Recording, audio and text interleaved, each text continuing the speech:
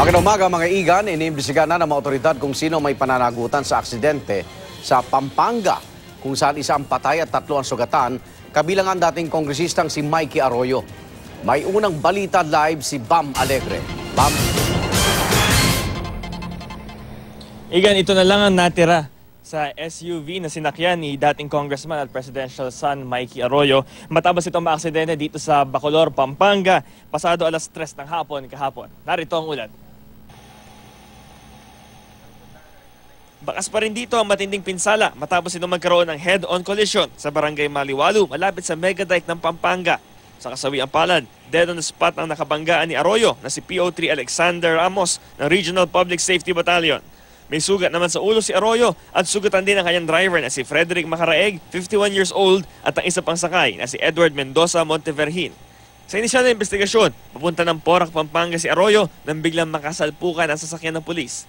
Inaalam pa ng mga otoridad kung sino nagkaroon ng pagkukulang sa pangyayari.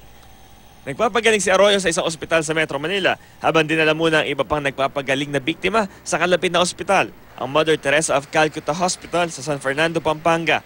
Pinuntahan namin dito kanina para sana kamustahin ang kanilang lagay, subalit wala pa kami nakakausap sa kanila o kahit ang kanilang mga kaanak. Patuloy na tinutuntun ng GMA News ang kanilang mga lagay. Igan, tingnan natin, detalyehin lang natin itong pinsalang natamo ng sasakyan. Makita nyo, talagang heaviest damage sustained ay sa bandang harapan dahil isa nga itong head-on collision. Talaga matuturing na rin natin na miracle na nakasurvive sila dating Congressman Mikey Arroyo. Balik sa inyo, Igan. Bam, papunta siyang Porac eh. Saan nangyaring banggaan? Anong linya?